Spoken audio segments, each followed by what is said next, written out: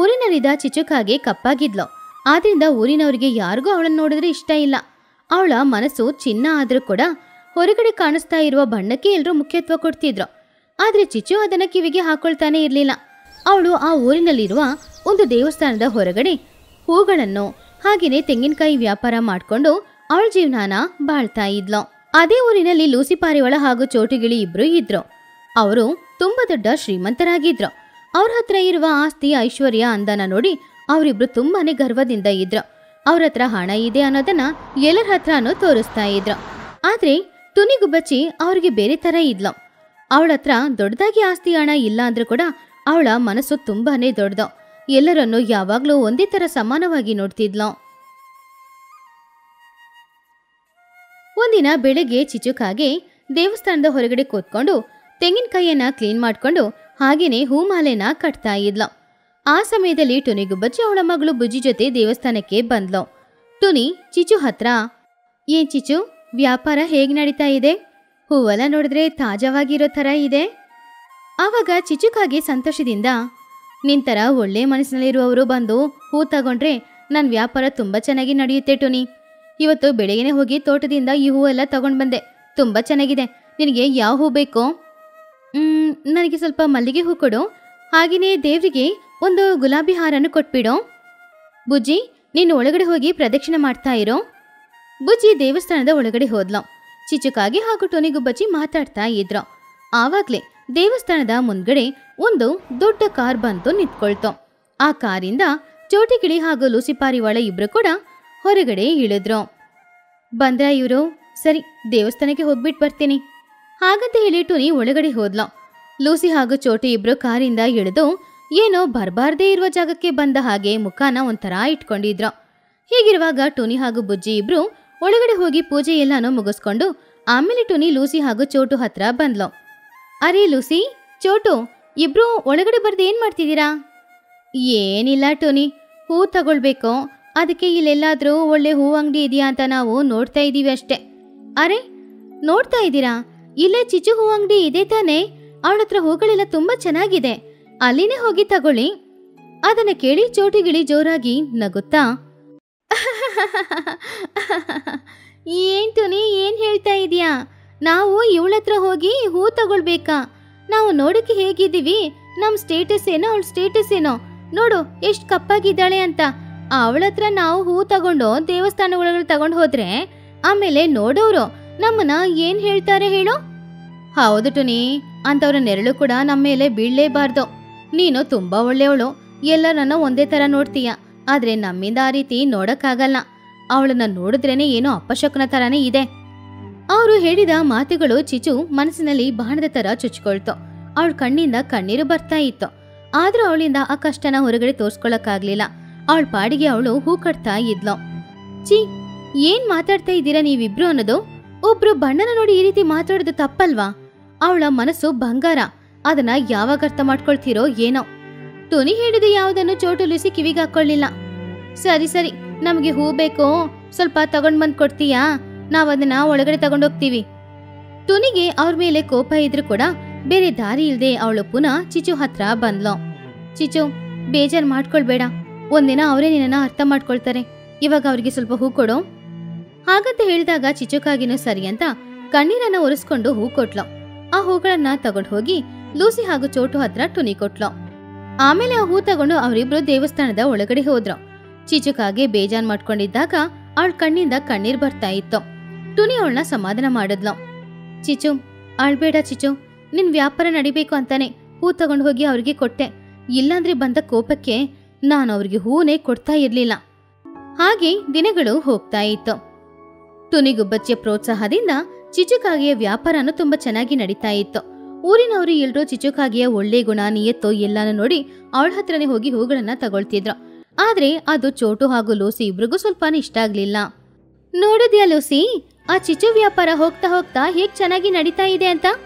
ಆದ್ರೆ ನಮ್ಮಂತ ಶ್ರೀಮಂತರು ಅಂದಗತಿಲು ಇರುವ ಈ ಊರಿನಲ್ಲಿ ಅವಳ ವ್ಯಾಪಾರ ಚೆನ್ನಾಗಿ ನಡಿಬೋದಾ ಹೇಳು? ನಾನ್ ಕೂಡ ಅದೇ ಯೋಚನೆ ಮಾಡ್ತಾ ಇದ್ದೀನಿ ಚೋಟು. ನಮ್ಮೂರಿನ ಮುಖ್ಯಸ್ಥರಿದ್ದಾರಲ್ವಾ, ಮಹಿಹದ್ದು, ಅವ್ರು ನಾವ್ ಏನ್ ಹೇಳಿದ್ರು ಕೇಳ್ತಾರೆ ಅಲ್ವಾ?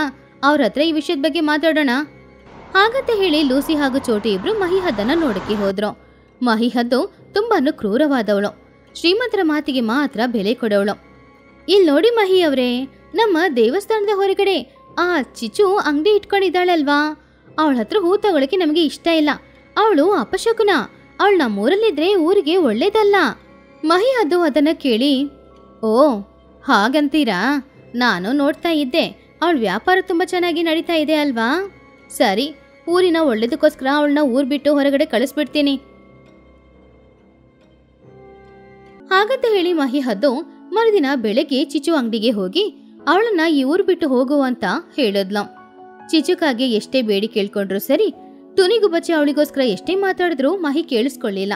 ಬೇರೆ ದಾರಿ ಇಲ್ದೆ ಪಾಪ ಚಿಚುಕಾಗಿ ಅವಳ ವ್ಯಾಪಾರನ ಬಿಟ್ಬಿಟ್ಟು ಆ ಊರನ್ನೇ ಖಾಲಿ ಮಾಡಿ ಹೋದ್ಲು. ಹಾಗೆ ಚಿಚು ಬೇರೆ ಊರಿಗೆ ಬಂದ್ಲು. ಇಲ್ಲಿವರೆಗೂ ಅವಳು ಸಂಪಾದನೆ ಮಾಡಿದ ಹಣದಲ್ಲಿ ಆ ಊರಿನಲ್ಲಿ ಒಂದು ದೊಡ್ಡ ಹೊಲನ ತಗೊಂಡ್ಲು.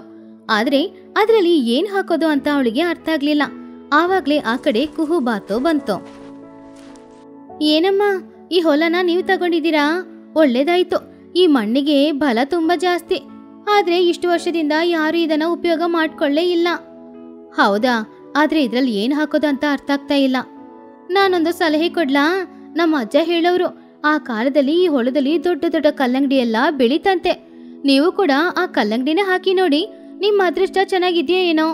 ಹಾಗಂತ ಕುಹುಬಾತು ಹೇಳಿದನ್ನ ಕೇಳಿ ಚಿಚುಕಾಗೆ ಸರಿಯಂತ ಆ ಹೊಲದಲ್ಲಿ ಕಲ್ಲಂಗಡಿನ ಬೆಳೆಸದ್ಲು. ಹಗಲು ರಾತ್ರಿ ಅವಳು ಕಷ್ಟಪಟ್ಟು ಹೊಲನ ನೋಡ್ಕೊಂಡ್ಲು. ಹೀಗೆ ದಿನಗಳು ಹೋಗ್ತಾ ಇತ್ತು. ಆ ಹೊಲದಲ್ಲಿ ಒಂದು ಆಶ್ಚರ್ಯ ನಡೀತು. ಅದೇನು ಅಂದ್ರೆ ಕಲ್ಲಂಗಡಿ ಹಣ್ಣುಗಳು ಸಾಧಾರಣ ಸೈಜಲ್ಲಿ ಇಲ್ಲದೆ ದೊಡ್ಡ ದೊಡ್ಡ ಮನೆಗಳ ತರ ದೊಡ್ಡ ಸೈಜಲ್ಲಿ ಇತ್ತು. ಅದನ್ನು ನೋಡಿದ ಚಿಚುಕಾಗೆ ತುಂಬಾ ಆಶ್ಚರ್ಯನೂ ಪಟ್ಲು, ತುಂಬಾ ಸಂತೋಷನೂ ಪಟ್ಲು. ಆವಾಗ ಚಿಚು ಅವಳ ಮನ್ಸಲ್ಲಿ, ಅಯ್ಯೋ, ಇಷ್ಟು ದೊಡ್ಡ ಕಲ್ಲಂಗಡಿ ಹಣ್ಣನ್ನ ಯಾರಿಗ್ ಮಾರೋದು, ಯಾರ್ ಕೇಳ್ತಾರೆ? ಹಾಗಂತ ಚಿಚು ಯೋಚನೆ ಮಾಡ್ತಾ ಇದ್ದಾಗ ದೂರದಲ್ಲಿ ಒಂದು ಪಕ್ಷಿ ಕುಟುಂಬ ಮರದ ಕೆಳಗಡೆ ವಾಸ ಮಾಡ್ತಾ ಇತ್ತು. ಅದನ್ನು ನೋಡಿದಾಗ ಚಿಚುಕಾಗಿಗೆ ಒಂದು ಒಳ್ಳೆ ಆಲೋಚನೆ ಬಂತು. ಈ ಕಲ್ಲಂಗಡಿ ಹಣ್ಣುಗಳನ್ನ ಮನೆಯಾಗಿ ಬದಲಾಯಿಸಿದ್ರೆ ಹೇಗಿರುತ್ತೆ? ಹಾಗಂತ ಚಿಚು ಅಂದ್ಕೊಂಡು ಅಲ್ಲಿದ್ದ ಒಂದು ದೊಡ್ಡ ಕಲ್ಲಂಗಡಿ ಹಣ್ಣನ್ನ ಮನೆ ತರ ಬದಲಾಯಿಸಿದ್ಲು. ಆ ಮನೆ ನೋಡಕ್ಕೆ ನಿಜವಾಗ್ಲೂ ತುಂಬಾನೇ ಅಂದವಾಗಿತ್ತು. ಮನೆಯೊಳಗಡೆ ತಂಪಾಗಿತ್ತು, ವಿಶಾಲವಾದ ಜಾಗ ಬೇರೆ. ಆ ಮನೇನ ನೋಡಿ ಚಿಚು ತುಂಬಾನು ಸಂತೋಷ ಪಟ್ಲು. ಆ ಊರಿನಲ್ಲಿ ಮನೆ ಇಲ್ಲದೆ ಕಷ್ಟಪಡುವ ಬಡವರಿಗೆ ಕಮ್ಮಿ ಬೆಲೆಗೆ ಆ ಮನೇನ ಮಾರದ್ಲು. ಹಾಗೆ ಚಿಚುಕಾಗೆ ಸುಮಾರು ಕಲ್ಲಂಗಡಿ ಮನೆಗಳನ್ನ ಮಾರಿ ತುಂಬಾ ದೊಡ್ಡ ಶ್ರೀಮಂತೆಯಾದ್ಲು. ಆ ಊರಿಗೆ ಕಲ್ಲಂಗಡಿ ಹಣ್ಣು ಲೋಕ ಅಂತ ಹೆಸರು ಕೂಡ ಬದಲಾಯಿಸಿದ್ಲು. ಹೀಗಿರುವಾಗ ದಿನಗಳು ಹೋಗ್ತಾ ಹೋಗ್ತಾ ಮಳೆಗಾಲ ಶುರುವಾಯ್ತು. ಅವಳು ಬಾಳ್ತಾ ಇದ್ದ ಹಳೆ ಊರಿನಲ್ಲಿ ಮಳೆಯಿಂದ ಪ್ರವಾಹ ಬಂತು. ಆದ್ರಿಂದ ಆ ಊರಿನಲ್ಲಿರುವ ಎಲ್ಲ ಪಕ್ಷಿಗಳ ಮನೆಗಳು ಕೂಡ ಆ ಪ್ರವಾಹದಲ್ಲಿ ಹೊಡ್ಕೊಂಡು ಹೋಗ್ಬಿಡ್ತು. ತುನಿಗುಬ್ಬಚ್ಚಿ ಹಾಗೂ ಬುಜ್ಜಿಗುಬ್ಬಚ್ಚಿ ಅವ್ರ ಪ್ರಾಣನ ಕೈಯಲ್ಲಿ ಇಟ್ಕೊಂಡು ಪಕ್ಕದೂರಾದ ಕಲ್ಲಂಗಡಿ ಲೋಕಕ್ಕೆ ಬಂದ್ರು. ಅವರ ಹಿಂದ್ಗಡೆನೆ ಮಹಿಹದ್ದು, ಚೋಟಿಗಿಳಿ, ಲೂಸಿ ಪಾರಿವಾಳ ಕೂಡ ಬಂದ್ರು. ಅವರು ಎಲ್ರು ಕೂಡ ಒಂದು ಮರದ ಕೆಳಗಡೆ ಮಳೆ ಬರ್ತಾ ಇದೆ ಅಂತ ನಿಂತ್ಕೊಂಡಿದ್ರು. ಶ್ರೀಮಂತರ ಗರ್ವ ಎಲ್ಲಾನು ಹೋಗಿತ್ತು, ಯಾಕಂದ್ರೆ ಅವ್ರ ಹತ್ರ ಇದ್ದ ಎಲ್ಲಾನು ಕಳ್ಕೊಂಡಿದ್ರು. ಹೀಗಿರುವಾಗ ಒಂದು ಪಕ್ಷಿ ಅವರಿಗೋಸ್ಕರ ಬಿಸಿ ಬಿಸಿ ಆಹಾರನ ತಗೊಂಡ್ ಬಂದ್ಲು. ಈ ಯಾರಮ್ಮ ನೀವು? ನಮ್ಗೆ ಈ ಸಮಯದಲ್ಲಿ ಸಹಾಯ ಮಾಡ್ತಾ ಇದ್ದೀರಾ? ಆವಾಗ ಆ ಪಕ್ಷಿ ದೂರದಲ್ಲಿದ್ದ ಕಲ್ಲಂಗಡಿ ಹಣ್ಣು ಮನೆಯನ್ನ ತೋರಿಸ್ತು. ಆ ಮನೆಯೊಳಗಡೆ ಚಿಚುಕಾಗೆ ನಿಂತ್ಕೊಂಡಿದ್ಲು. ಚಿಚುನ ನೋಡಿ ಎಲ್ಲರಿಗೂ ಮುಖ ಒಂಥರ ಆಗ್ಬಿಡ್ತು. ಅವ್ರಿಗೆ ಏನ್ ಮಾಡುದು ಅಂತ ಅರ್ಥ ಆಗದೆ ನಾಚಿಕೆಯಿಂದ ತಲೆ ಬಗ್ಗಿದ್ರು. ಆವಾಗ ಚಿಚುಕಾಗೆ ಅಲ್ಲಿಗೆ ಬಂದ್ಲು. ಅವ್ರ ಮೇಲೆ ಅವಳಿಗೆ ಕೋಪ ಏನೂ ಇಲ್ಲ. ಅವ್ರನ್ನ ನೋಡಿ ಅವಳು ಬೇಜಾರ್ ಮಾಡ್ಕೊಂಡ್ಲು. ಅವಳು ಟುನಿ ಹತ್ರ ಮೊದ್ಲು ಬಂದ್ಲು. ಟುನಿ, ನಿನ್ನ ಇಲ್ಲಿ ನೋಡಿ ನನಗೆ ತುಂಬಾ ಖುಷಿ ಆಯ್ತು. ಬಾ, ನೀವಿಬ್ರು ನನ್ ಮನೆಗೆ ಬನ್ನಿ. ಹಾಗಂತ ಹೇಳಿ ಚಿಚು ತಿರುಗಿ ಚೋಟು ಹಾಗೂ ಲೂಸಿ ಎಲ್ಲರನ್ನ ನೋಡಿದಾಗ ಅವರೆಲ್ಲರೂ ಅವ್ರು ಮಾಡಿದ ತಪ್ಪನ್ನ ಅರ್ಥ ಮಾಡ್ಕೊಂಡು ಚಿಚುಕಾಗಿಯ ಕಾಲಲ್ಲಿ ಬೀಳಕ್ಕೆ ಹೋದ್ರು. ಚಿಚು, ನಮ್ಮನ್ನ ಕ್ಷಮಿಸ್ಬಿಡು. ನಿನ್ನ ಒಳ್ಳೆ ಮನ್ಸನ್ನ ಅರ್ಥ ಮಾಡ್ಕೊಳ್ದೆ ಊರಿಂದ ಹೊರಗಡೆ ಹಾಕಿದ್ವಿ ಅಲ್ವಾ, ಅದಕ್ಕೆ ಆ ಪ್ರಕೃತಿ ನಮಗೆ ಇಷ್ಟು ದೊಡ್ಡ ಶಿಕ್ಷೆ ಕೊಟ್ಟಿದೆ. ಹೌದು ಚಿಚು, ನಿನ್ನ ಬಣ್ಣಕ್ಕೆ ನಾವು ಮುಖ್ಯತ್ವ ಕೊಟ್ವಿ. ಆದ್ರೆ ಬಣ್ಣಕ್ಕಿಂತ ನಿನ್ನ ಮನಸ್ಸು ಚಿನ್ನ ಅನ್ನೋದನ್ನ ನಾವೆಲ್ಲರೂ ಇವಾಗ ಅರ್ಥ ಮಾಡ್ಕೊಂಡಿದ್ದೀವಿ. ಹಾಗಂತ ಅವ್ರು ಎಲ್ರು ಹೇಳಿದಾಗ ಚಿಚುಕಾಗೆ ಏನು ಹೇಳಿಲ್ಲ. ಅವಳು ಹಳೆದನ್ನೆಲ್ಲ ಮರೆತು ಅವರನ್ನ ಸಮಾಧಾನ ಮಾಡಕ್ಕೆ ನೋಡಿದ್ಲು. ಆವಾಗ ಚಿಚು ಅವ್ರು ಎಲ್ಲರ ಹತ್ರ, ಎಲ್ಲ ನಡೆದಾದ ಮೇಲೆ ಅದ್ರ ಬಗ್ಗೆ ಯಾಕೆ ಮಾತಾಡ್ಬೇಕು? ಇವಾಗ ನೀವೆಲ್ರೂ ನನ್ನ ಅತಿಥಿಗಳು, ನನ್ನ ಊರಿಗೆ ಬಂದಿದ್ದೀರಾ. ಬನ್ನಿ, ನಿಮ್ಮೆಲ್ಲರಿಗೂ ನನ್ನ ಹತ್ರ ಮನೆ ಇದೆ, ಎಲ್ರೂ ಅಲ್ಲೇ ಇರ್ಬೋದು. ಅಲ್ಲಿ ನೋಡಿ ನನ್ನ ಮನೆಗಳು ಹೇಗಿದೆ ಅಂತ. ಹಾಗಂತ ಹೇಳಿ ಚಿಚುಕಾಗೆ ಕಲ್ಲಂಗಡಿ ಹಣ್ಣು ಮನೆಗಳನ್ನ ತೋರ್ಸಿದ್ಲು.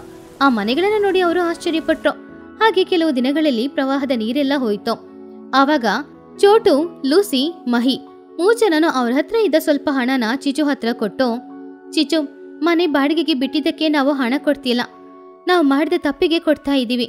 ನಿನ್ನಂತ ಗೆಳತಿ ಸಿಕ್ಕಿದ್ದಕ್ಕೆ ನಾವೆಲ್ಲರೂ ಅದೃಷ್ಟ ಮಾಡಿರ್ಬೇಕು.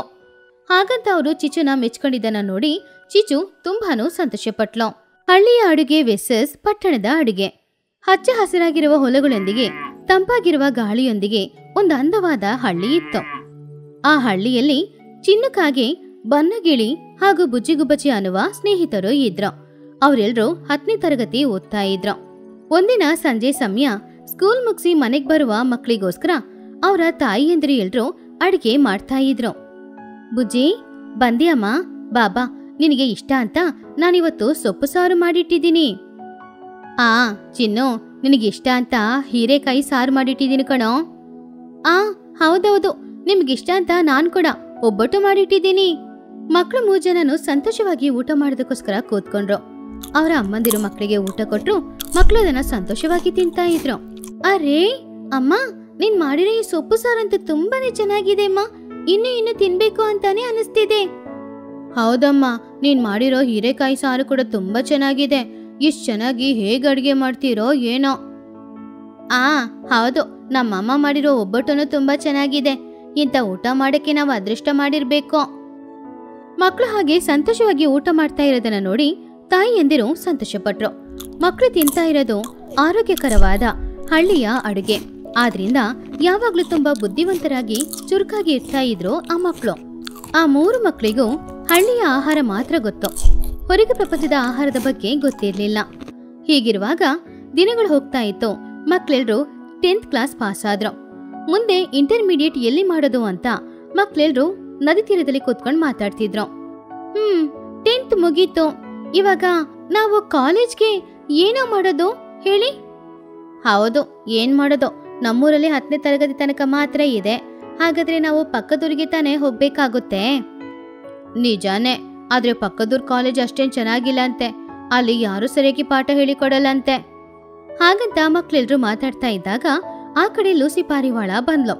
ಲೂಸಿ ಪಾರಿವಾಳ ಆವಾಗವಾಗ ಪಟ್ಟಣಕ್ಕೆ ಹೋಗಿ ಬರ್ತಾ ಇದ್ಲು. ಅವಳಿಗೆ ಹೊರಗಡೆ ಪ್ರಪಂಚದ ಬಗ್ಗೆ ಚೆನ್ನಾಗಿ ಗೊತ್ತು. ಏನ್ ಮಕ್ಳೇ, ಎಲ್ಲೇನ್ ಮಾಡ್ತಾ ಇದ್ದೀರಾ? ಎಲ್ರು ಪರೀಕ್ಷೆ ಚೆನ್ನಾಗಿ ಬರ್ದಿದ್ದೀರಾ? ಚೆನ್ನಾಗಿ ಬರ್ದಿದ್ದೀವಿ ಲೂಸಿ ಅತ್ತೆ. ಆದ್ರೆ ನಾವು ಇವಾಗ ಇಂಟರ್ಮೀಡಿಯೇಟ್ ಎಲ್ಲಿ ಮಾಡೋದು ಅಂತಾನೆ ಯೋಚನೆ ಮಾಡ್ತಾ ಇದ್ದೀವಿ. ಏನೂ ಅರ್ಥ ಆಗ್ತಾ ಇಲ್ಲ. ಅರೆ, ಇದ್ರಲ್ಲೇನಿದೆ?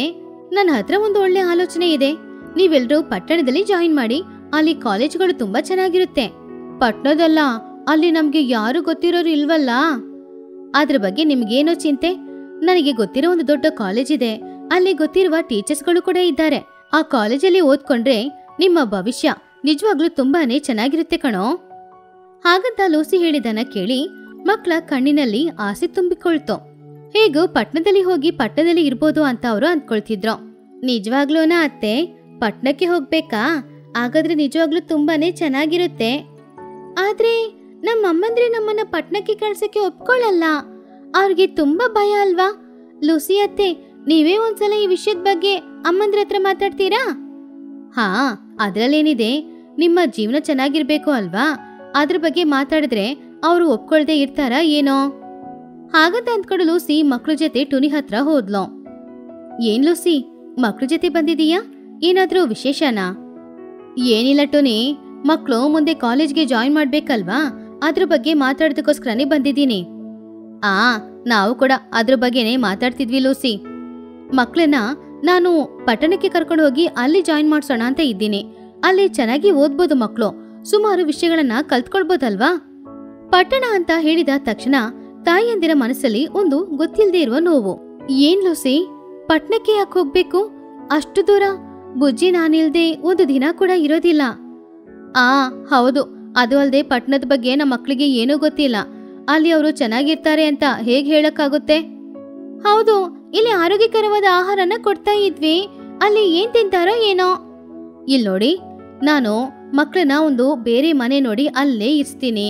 ಹಾಗೇನೆ ಅವ್ರಿಗೆ ಬೇಕಾಗಿರುವ ಆರೋಗ್ಯವಾದ ಆಹಾರನ ಮಕ್ಕಳೇ ಮಾಡ್ಕೊಳ್ತಾರೆ. ಮಕ್ಕಳ ಫ್ಯೂಚರ್ಗೋಸ್ಕರ ನೀವು ಇಷ್ಟು ಕೂಡ ಮಾಡ್ಲಿಲ್ಲ ಅಂದ್ರೆ ಆಮೇಲೆ ಸ್ವಲ್ಪನೂ ಚೆನ್ನಾಗಿರಲ್ಲ. ಹಾಗಂತ ಲೂಸಿ ಹೇಳಿದ್ರಿಂದ ಅವ್ರು ಸ್ವಲ್ಪ ಸಮಾಧಾನ ಆದ್ರು. ಬೇರೆ ದಾರಿನೂ ಇಲ್ಲ ಅನ್ನೋದ್ರಿಂದ ಅವರು ಪಟ್ನಕ್ಕೆ ಕಳ್ಸಕ್ಕೆ ಸರಿ ಅಂತ ಒಪ್ಕೊಂಡ್ರು. ಸರಿ, ನೀನು ಮಕ್ಕಳನ್ನ ಚೆನ್ನಾಗಿ ನೋಡ್ಕೊಳ್ತೀಯ ಅಲ್ವಾ? ಆ ನಂಬಿಕೆಯಿಂದ ನಾವು ಮಕ್ಕಳನ್ನ ಕಳಿಸ್ತೀವಿ. ಹಾಗೆ ದಿನಗಳು ಹೋಗ್ತಾ ಇತ್ತು. ಚಿನ್ನಕ್ಕಾಗಿ ಬನ್ನುಗಿಳಿ ಹಾಗೂ ಬುಜ್ಜಿಗುಬ್ಬಚ್ಚಿ 3 ಜನನು ಪಟ್ಟಣಕ್ಕೆ ಬಂದ್ರು. ಪಟ್ಟಣದಲ್ಲಿರುವ ದೊಡ್ಡ ದೊಡ್ಡ ಬಿಲ್ಡಿಂಗ್ ಗಳನ್ನ ನೋಡಿ ಅವರು ತುಂಬಾನೇ ಆಶ್ಚರ್ಯಪಟ್ರು. ಲೂಸಿ ಪಾರಿವಾಳ ಹೇಳಿದ ಹಾಗೇನೆ ಮಕ್ಕಳಿಗೆ ಸಪ್ರೇಟ್ ಆಗಿ ಒಂದು ಮನೇನ ಬಾಡಿಗೆಗೆ ಹಿಡಿದ್ಕೊಟ್ಲು. ಹಾಗೇನೆ ಮಕ್ಕಳೆಲ್ಲರೂ ತುಂಬಾನು ಉತ್ಸಾಹದಿಂದ ಕಾಲೇಜ್ಗೆ ಹೋಗಕ್ಕೆ ಶುರು ಮಾಡಿದ್ರು. ಸ್ಟಾರ್ಟಿಂಗ್ ಅಲ್ಲಿ ಹೊಸ ಹೊಸ ಫ್ರೆಂಡ್ಸ್ ಎಲ್ರು ಸಿಕ್ಕಿದ್ರು. ಹೊಸ ಹೊಸ ವಿಷಯಗಳನ್ನ ಕಲ್ತ್ಕೊಳ್ತಾ ಇದ್ರು. ಹೀಗೆ ದಿನಗಳು ಹೋಗ್ತಾ ಇತ್ತು. ಹೀಗಿರುವಾಗ ಒಂದಿನ ಅವರ ಹೊಸ ಗೆಳೆಯ ಒಬ್ಬ ಮನೆಗ್ ಬಂದ. ಆವಾಗ ಅವರೆಲ್ಲರೂ ಬೇಜಾರಲ್ಲಿ ಇದ್ರು. ಏನೋ ಯಾಕೊಂತರ ಇದ್ದೀರಾ? ಏನೂ ಇಲ್ಲ ಕಣೋ, ಹಸ್ವಾಗ್ತಾ ಇದೆ. ಆದ್ರೆ ಅಡಿಗೆ ಮಾಡೋಷ್ಟು ಇವಾಗ ತಾಳ್ಮೆ ನಮ್ಮ ಹತ್ರ ಇಲ್ಲ. ಅರೆ, ಇದಕ್ಕೆ ಯಾಕೋ ಅಡಿಗೆ ಮಾಡ್ಬೇಕೋ? ಫೋನಲ್ಲಿ ಆರ್ಡರ್ ಮಾಡಿದ್ರೆ ಫುಡ್ಡು ಮನೆಗೇನೆ ಬರುತ್ತೆ ಅಲ್ವಾ? ಏನು ಫೋನಲ್ಲಿ ಆರ್ಡ್ರಾ? ಏನದು ಗೊತ್ತಿಲ್ವಾ ನಿಮ್ಗೆ? ನಾವು ಅಡಿಗೆ ಮಾಡ್ಬೇಕಾದ್ರೆ ಅವಶ್ಯಕತೆ ಇಲ್ಲ. ಫೋನಲ್ಲಿ ಆರ್ಡರ್ ಮಾಡಿದ್ರೆ ಬಿಸಿ ಬಿಸಿ ಊಟ ಮನೆಗೇನೆ ಬರುತ್ತೆ. ಅದನ್ನ ಕೇಳಿ ಮಕ್ಳೆಲ್ರೂ ಆಶ್ಚರ್ಯಪಟ್ರು. ಹಾಗಾದ್ರೆ ಎಲ್ಲಿ ನಮಗೋಸ್ಕರ ಆಹಾರ ಆರ್ಡರ್ ಮಾಡು. ಆವಾಗ ಆ ಹುಡುಗ ಅವ್ರೆಲ್ಲರಿಗೋಸ್ಕರನು ಪಿಜ್ಜಾ ಆರ್ಡರ್ ಮಾಡ್ದ. 10 ನಿಮಿಷದಲ್ಲಿ ಪಿಜ್ಜಾ ಅವ್ರ ಮನೆಗೆ ಡೆಲಿವರಿ ಆಯ್ತು. ಆ ಪಿಜ್ಜಾನ ನೋಡಿದ ಮಕ್ಳು ಎಲ್ರು ಕೂಡ ತುಂಬಾನು ಆಶ್ಚರ್ಯಪಟ್ರು. ಅರೇ, ಇದೇನಾ ಪಿಜ್ಜಾ ಅಂದ್ರೆ? ನೋಡಕ್ಕೆ ತುಂಬಾ ಚೆನ್ನಾಗಿದೆ ಅಲ್ವಾ? ಹೌದು, ಇದ್ರ ವಾಸನೆನೂ ತುಂಬಾ ಚೆನ್ನಾಗಿದೆ. ಬನ್ನಿ ತಿಂದ್ ನೋಡೋಣ. ಹಾಗಂತ ಹೇಳಿ ಒಬ್ಬೊಬ್ರು ಒಂದೊಂದು ಪೀಸ್ ತಗೊಂಡು ತಿಂದ್ರು. ಆಹಾ, ಇದು ಎಷ್ಟು ಚೆನ್ನಾಗಿದೆ ಅಲ್ವಾ? ಊರಲ್ಲಿ ಅಮ್ಮಂದಿರು ಮಾಡಿಕೊಡೋ ಆಹಾರಕ್ಕಿಂತ ಈ ಆಹಾರ ತುಂಬಾ ಚೆನ್ನಾಗಿದೆ. ಹೌದೌದು, ಇದನ್ನ ತಿನ್ನುವಾಗ ಎಲ್ಲ ವಿದೇಶದಲ್ಲಿ ಇರೋ ತರಾನೇ ಇದೆ ಅಲ್ವಾ? ಹಾಗೆ ಮಕ್ಳೆಲ್ರು ಸಂತೋಷವಾಗಿ ಆ ಪಿಜ್ಜಾನ ತಿಂದ್ರು. ಹಾಗೆ ದಿನಗಳು ಹೋಗ್ತಾ ಇತ್ತು. ಮಕ್ಳೆಲ್ರು ಆ ದಿನದಿಂದ ಅಡಿಗೆ ಮಾಡೋದನ್ನ ಬಿಟ್ಟು ಪಿಜ್ಜಾ ಬರ್ಗರ್ ಆರ್ಡರ್ ಮಾಡ್ಕೊಂಡು ತಿಂದ್ರು. ಹೀಗೇನೆ ಹಲವಾರು ದಿನಗಳು ಹೋಯ್ತು. ಹೀಗಿರುವಾಗ ಒಂದಿನ ಹಳ್ಳಿಯಲ್ಲಿ ಅಮ್ಮಂದಿರು ಎಲ್ರು ಕೂಡ ಅವ್ರವರ ಮಕ್ಳ ಬಗ್ಗೆನೆ ಮಾತಾಡ್ತಾ ಇದ್ರು. ನಮ್ ಬುಜ್ಜಿನ ನೋಡಿ ಎಷ್ಟ್ ದಿನ ಆಯ್ತು. ಫೋನಲ್ಲಿ ಮಾತಾಡೋದು ಸಾಕಾಗ್ತಾ ಇಲ್ಲ. ಒಂದ್ಸಲ ಅವಳನ್ನ ನೋಡ್ಬೇಕು ಅಂತ ಅನಿಸ್ತಿದೆ. ಹಾ, ನನಗೂ ಕೂಡ ಬನ್ನನ್ನ ನೋಡ್ಬೇಕು ಅಂತ ಅನಿಸ್ತಿದೆ ಟುನಿ. ನನಗೂ ಅದೇ ಪರಿಸ್ಥಿತಿ. ನಾವ್ ಯಾಕೆ ಮಕ್ಳ ಹತ್ರ ಹೇಳ್ದೆ ಪಟ್ನಕ್ಕೆ ಹೋಗಿ ಒಂದ್ಸಲ ಅವರನ್ನ ನೋಡ್ಬಿಟ್ ಬರ್ಬಾರ್ದು? ಹೇಳ್ದೆ ಯಾಕೆ ಹೋಗ್ಬೇಕು ಚಿಚ್ಚು? ಪಾಪ ಅವ್ರು ಯಾವ ಕೆಲ್ಸದಲ್ಲಿ ಇರ್ತಾರೋ ಏನೋ. ನೀನು ಇವಾಗ್ಲೇ ಚಿನ್ನುಗೆ ಕಾಲ್ ಮಾಡಿ ನಾವು ಬರೋ ವಿಷಯನ ಹೇಳ್ಬಿಡೋ. ಹಾಗಂತ ಹೇಳಿದಾಗ ಚಿನ್ನುಕಾಗಿಗೆ ಕಾಲ್ ಮಾಡಿದ್ಲು. ಚಿನ್ನು, ಹೇಗೋ ಇದೆಯಾ? ಚೆನ್ನಾಗಿದ್ದೀನಮ್ಮ. ಊರಲ್ಲೆಲ್ಲರೂ ಹೇಗಿದ್ದಾರೆ? ನಾವು ಚೆನ್ನಾಗಿದ್ದೀವಿ. ನಾಳೆ ಬೆಳಿಗ್ಗೆ ನಾವು ಪಟ್ಟಣಕ್ಕೆ ಬರ್ತಾ ಇದ್ದೀವಿ. ಆ ವಿಷಯನ ಹೇಳೋದಕ್ಕೋಸ್ಕರನೇ ನಿಮಗೆ ಫೋನ್ ಮಾಡಿದ್ದೋ. ಸರಿ ಅಮ್ಮ, ಬನ್ನಿ ಬನ್ನಿ. ಆಮೇಲೆ ಮರುದಿನ ಬೆಳಗ್ಗೆ ತುನಿಗುಬ್ಬಚ್ಚಿ, ಚಿಚುಕಾಗೆ ಹಾಗೂ ಚೋಟುಗಿಳಿ 3 ಜನನು ಪಟ್ಟಣದಲ್ಲಿ ಮಕ್ಕಳು ಉಳ್ಕೊಂಡಿದ್ದ ಅವರ ರೂಮಿಗೆ ಹೋದ್ರು. ಹೋಗುವಾಗ ಅವರ ತೋಟದಲ್ಲಿ ಬೆಳೆದಿರುವ ತರಕಾರಿ ಸೊಪ್ಪು ಎಲ್ಲಾನು ತಗೊಂಡು ಹೋದ್ರು. ತಾಯಿಯಂದನ್ನ ನೋಡಿ ಮಕ್ಳೆಲ್ರು ಕೂಡ ತುಂಬಾನು ಸಂತೋಷಪಟ್ರು. ಹಾಗೆ ಸ್ವಲ್ಪ ಹೊತ್ತು ಊರಿನ ಕತೆ ಹಾಗೆ ಕಾಲೇಜ್ ಕತೆ ಎಲ್ಲಾನು ಮಾತಾಡ್ತಾ ಇದ್ರು. ಅಮ್ಮಯ್ಯ, ಸುಮಾರು ದೂರ ಪ್ರಯಾಣ ಮಾಡಿ ಬಂದಿದೀವಿ. ನನ್ಗಂತೂ ತುಂಬಾ ಹಸ್ವಾಗ್ತಾ ಇದೆ. ಹೇಗೋ ತರಕಾರಿ ಸೊಪ್ಪೆಲ್ಲ ಇದೆ ಅಲ್ವಾ, ನಾನು ಹೋಗಿ ಅಡಿಗೆ ಮಾಡ್ತೀನಿ. ಹಾಗಂತ ಚಿಚುಕಾಗಿ ಅಡಿಗೆ ಮನೆಗೆ ಹೋಗ್ತಾ ಇದ್ದಾಗ ಬುಜ್ಜಿಗುಬ್ಬಚ್ಚಿ ಈ ರೀತಿ ಹೇಳಿದ್ಲು. ಅಯ್ಯೋ ಅತ್ತೆ, ಯಾಕತ್ತೆ, ನಿಮಗೆ ಯಾಕೆ ಅಷ್ಟು ಶ್ರಮ? ನೀವು ಅಡಿಗೆ ಮಾಡ್ಬೇಕಾಗಿರೋ ಅವಶ್ಯಕತೆ ಇಲ್ಲ. ನಾವು ಫೋನಲ್ಲಿ ಆರ್ಡರ್ ಮಾಡ್ತೀವಿ. ಆವಾಗ ಮನೆಗೆ ಊಟ ಬರುತ್ತೆ. ಇಲ್ಲಿದ್ದ ಆಹಾರನ ನೀವು ತಿಂದಿದ್ದಿಲ್ಲ ಅಲ್ವಾ? ಪಿಜ್ಜಾ ಬರ್ಗರ್ ಚೆನ್ನಾಗಿರುತ್ತೆ. ಏನು ಆರ್ಡರ್ ಮಾಡ್ತೀರಾ? ಅಂಗಡಿ ತನಕ ಯಾಕೆ ಹೋಗಿ ತಗೊಂಡ್ ಬರ್ಬೇಕು ಹೇಳು? ಇಲ್ಲ ಅತ್ತೆ, ಹೊರಗಡೆ ಹೋಗಿ ತಗೊಂಡ್ಬೇಕಾಗಿರುವ ಅವಶ್ಯಕತೆನೇ ಇಲ್ಲ. ನಾವು ಫೋನಲ್ಲಿ ಆರ್ಡರ್ ಮಾಡಿದ್ರೆ ಸಾಕು, ಮನೆಗೇನೆ ಆಹಾರ ಬರುತ್ತೆ. ಹೌದಾ? ಇದೇನಿದು, ಕೇಳಕ್ಕೆ ತುಂಬಾ ಆಶ್ಚರ್ಯ ಅನಿಸ್ತಾ ಇದೆ. ಆವಾಗ ಬನ್ನಗಿಳಿ ಫೋನಲ್ಲಿ ಆರ್ಡರ್ ಮಾಡ್ದ. ಒಂದು ಅರ್ಧ ಗಂಟೆ ಸಮಯದಲ್ಲಿ ಡೆಲಿವರಿ ಬಂತು. ಅದನ್ನ ನೋಡಿ ತಾಯಿಯಂದಿರು ಆಶ್ಚರ್ಯಪಟ್ರು. ಆವಾಗ ಮಕ್ಕಳು ಎಲ್ರೂ ಸೇರಿ ತಾಯಿಯಂದಿರಿಗೆ ಪಿಜ್ಜಾ ಬರ್ಗರ್ನ ಕೊಟ್ರು. ಅದನ್ನ ನೋಡಿ ತುನಿಗುಬ್ಬಚ್ಚಿ ಈ ರೀತಿ ಹೇಳಿದ್ಲು. ಇದೇನಿದು, ರೊಟ್ಟಿನ? ಇದ್ರ ಮೇಲೆ ಬಿಳಿಯಾಗಿನೋ ಕೆಂಪಾಗಿನೋ ಏನೋ ಉಯ್ದಿಟ್ಟಿದ್ದಾರೆ. ಚಿಚುಕಾಗಿ ಅದರ ವಾಸನೆ ನೋಡಿ, ಈ ವಾಸನೆ ಏನೋ ತುಂಬಾ ವ್ಯತ್ಯಾಸವಾಗಿದೆ. ಆವಾಗ ಮಕ್ಕಳು ಒತ್ತಾಯ ಪಡಿಸಿದ್ರಿಂದ ತಾಯಿಯಂದಿರು ಬೇರೆ ದಾರಿ ಇಲ್ಲದೆ ಆ ಪಿಜ್ಜಾ ತೆಗೆದು ತಿನ್ನಕ್ ಶುರು ಮಾಡಿದ್ರು. ಅರೆ, ಇದು ಸ್ವಲ್ಪನೂ ಚೆನ್ನಾಗಿಲ್ಲ. ಏನೋ ರಬ್ಬರ್ ಆಗಿಯೋ ತರನೇ ಇದೆ. ಅತ್ತೆ, ಅದೆಲ್ಲ ಏನೂ ಇಲ್ಲ. ಇದು ನಿಜವಾಗ್ಲೂ ತುಂಬಾ ಚೆನ್ನಾಗಿರುತ್ತೆ. ಈ ಸಲ ಟುನಿಗುಬ್ಬಚ್ಚಿಗೆ ತುಂಬಾನು ಕೋಪ ಬಂತು. ಅಂದ್ರೆ ದಿನ ನೀವು ಇದನ್ನೇ ಆರ್ಡರ್ ಮಾಡಿ ತಿಂತಾ ಇದ್ದೀರಾ? ಏನ್ ಅನ್ಕೊಂಡಿದ್ದೀರಾ ಮಕ್ಳೇ? ಕಷ್ಟಪಟ್ಟು ನಾವು ಸಂಪಾದನೆ ಮಾಡಿರುವ ಹಣದಲ್ಲಿ ನೀವು ನಿಮ್ಮ ಆರೋಗ್ಯನ ಹಾಳು ಮಾಡೋ ತರ ಆಹಾರ ತಿಂತಾ ಇದ್ದೀರಾ. ಈ ಪಿಜ್ಜಾ ಬರ್ಗರ್ ಅಲ್ಲಿ ಹಾಗೆ ಏನಿದೆ? ಇದು ಆರೋಗ್ಯಕ್ಕೆ ಎಷ್ಟು ಹಾನಿಕರ ಗೊತ್ತಾ? ನಮ್ಮೂರಲ್ಲಿ ಹಳ್ಳಿಯಲ್ಲಿ ಮಾಡುವ ಅಡಿಗೆಗಿಂತ ಈ ಪಿಜ್ಜಾ ಬರ್ಗರ್ ಅಷ್ಟೇನು ಚೆನ್ನಾಗಿಲ್ಲ. ಹಳ್ಳಿ ಆಹಾರ ತಿಂದ್ರೆ ಬಲ ಸಿಗುತ್ತೆ. ಈ ಪಿಜ್ಜಾ ಬರ್ಗರ್ ತಿಂದ್ರೆ ಆರೋಗ್ಯ ಹಾಳಾಗುತ್ತೆ. ಇನ್ನು ನೀವು ಇದನ್ನ ತಿನ್ನೋದಕ್ಕೆ ನಾನು ಒಪ್ಕೊಳ್ಳಲ್ಲ. ಇದನ್ನ ದೂರ ಬಿಸಾಕಿ. ಹಾಗಂತ ಹೇಳಿ ಟುನಿಗುಬ್ಬಚ್ಚಿ ಅಡಿಗೆ ಮನೆಗೆ ಹೋಗಿ ಮಕ್ಕಳಿಗೋಸ್ಕರ ಅಡಿಗೆ ಮಾಡಿದ್ಲು. ಅರ್ಧ ಗಂಟೆಯಲ್ಲಿ ಮಕ್ಕಳು ಹಳ್ಳಿಯಲ್ಲಿ ತಿಂತಾ ಇದ್ದ ಆ ಆಹಾರನ ಬಿಸಿ ಬಿಸಿಯಾಗಿ ಮಾಡಿ ತಗೊಂಡ್ ಬಂದು ಕೊಟ್ಲು. ಮಕ್ಳೆಲ್ರೂ ಕೂಡ ಅದನ್ನ ನೋಡಿ ಆಶ್ಚರ್ಯಪಟ್ರು. ಆ ಆಹಾರನ ತಿನ್ನಕ್ಕೆ ಶುರು ಮಾಡಿದ್ರು. ಅದ್ರ ರುಚಿ ಅವ್ರಿಗೆ ತುಂಬಾನು ಇಷ್ಟ ಆಗಿತ್ತು. ಅಬ್ಬಾ, ಈ ಆಹಾರನ ತಿಂದು ಎಷ್ಟು ದಿನ ಆಗಿತ್ತೋ ಏನೋ. ಹೌದೌದು, ನಿಜ ಹೇಳ್ಬೇಕಂದ್ರೆ ಪಿಜ್ಜಾ ಬರ್ಗರ್ಗಿಂತ ಇದೇ ತುಂಬಾ ಚೆನ್ನಾಗಿದೆ ಅಲ್ವೇನೋ? ಆವಾಗ ಬುಜ್ಜಿಗೆ ಅವಳು ಮಾಡಿದ ತಪ್ಪೇನಂತ ಅರ್ಥ ಆಯ್ತು. ಅಮ್ಮ, ಕ್ಷಮಿಸ್ಬಿಡಮ್ಮ, ನಾನ್ ಮಾಡಿದ ನಿಜವಾಗ್ಲೂ ತಪ್ಪೇ ಅಮ್ಮ. ಪರವಾಗಿಲ್ಲ ಬುಜ್ಜಿ, ನೀನ್ ಮಾಡಿದ ತಪ್ಪು ಅಂತ ನಿನಗೆ ತಿಳಿತಲ್ವಾ? ಅದೇ ಸಾಕು. ನಾವು ಎಲ್ಲೇ ಹೋದ್ರೂ ಏನೇ ತಿಂದ್ರು ನಮ್ ಮನೆ ಊಟದ ತರ ಬರಲ್ಲ. ಯಾವಾಗ್ಲೂ ಅದ್ರಲ್ಲೇ ಆರೋಗ್ಯ ಇರೋದು. ಹಾಗೆ ಆ ರಾತ್ರಿ ಎಲ್ರೂ ಊಟ ಮಾಡಿ ಮಲ್ಗಿ ನಿದ್ರೆ ಮಾಡಿದ್ರು. ಮರುದಿನ ಬೆಳಿಗ್ಗೆ ತಾಯಿಯಂದ್ರೆ ಎಲ್ರೂ ಮಕ್ಕಳನ್ನ ಜೋಪಾನವಾಗಿರ ಕೇಳಿ ಅಲ್ಲಿಂದ ಅವರ ಹಳ್ಳಿಗೆ ಹೊಟ್ಟೋದ್ರು. ಅವ್ರೆಲ್ರೂ ಅಲ್ಲಿಂದ ಹೋದ್ಮೇಲೆ, ಇನ್ ಮುಂದೆ ಆರ್ಡರ್ ಮಾಡಿ ತಿನ್ನೋದೆಲ್ಲ ಏನು ಬೇಡ ಕಣೋ. ಹೌದು, ನಾವು ಮನೇಲೆ ಅಡಿಗೆ ಮಾಡಿ ಊಟ ಮಾಡೋಣ. ಹಾಗಂತ ಹೇಳಿ ಮಕ್ಳೆಲ್ರೂ ಕೂಡ ಅವರವರ ತಾಯಿಯಂದಿರು ಕಲ್ಸಿಕೊಟ್ಟಿರುವ ಆಹಾರನ ಮಾಡಿ ತಿನ್ನಕ್ಕೆ ಶುರು ಮಾಡಿದ್ರು. ಹಾಗೆ ಆರೋಗ್ಯವಾದ ಆಹಾರನ ಮಾಡಿ ತಿಂದು ಆರೋಗ್ಯವಾಗಿದ್ದು ಚೆನ್ನಾಗಿ ಓದ್ಕೊಂಡು ಸಂತೋಷವಾಗಿದ್ರು.